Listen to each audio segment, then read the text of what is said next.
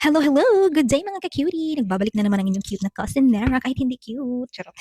So, for today's dinner, yung ating lulutuin today is simple lang naman yung chicken barbecue or baked chicken na lang no, kasi hindi naman natin i-grill.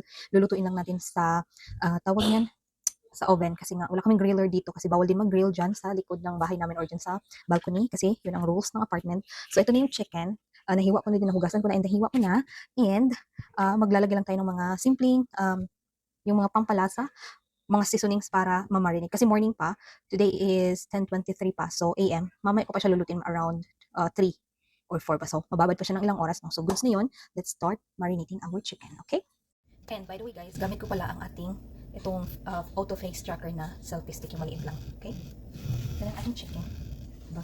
Ayan, kukuha ko na ako ng mga mga seasonings dito sa aming hanging cabinet kasi diyan nakalagay yung mga seasonings and as you can see, gumagalaw-galaw yung aking camera kasi nga gamit ko yung auto face tracking na selfie stick natin, no? And naglagay na ako diyan ng black pepper, itong ketchup, lemon, and maganda sana pag meron tayong ketchup na Pilipinas but naubusan ako dyan.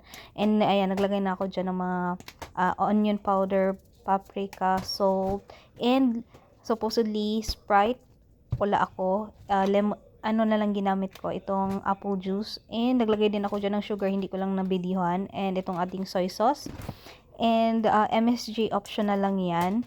And naglagay ako dyan ng sugar, no. Nakalimutan ko lang talagang tawag yan, bidyuhan. But yan, goods na yan. And marinate na natin. After a few minutes or few hours na pag-marinate, kasi hapon na din ito, time to cook na for dinner. Yan, nilalagay ko na dito sa ating baking pan. In-arrange ko lang.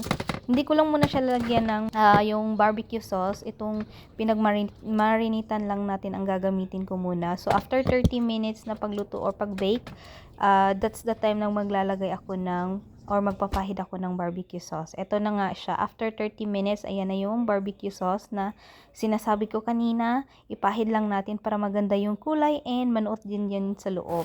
So, pati sa other side din, no, para pantay yung lasa ng ating chicken barbecue. Ayan. Pahid-pahid lang natin until ma-coat yan lahat.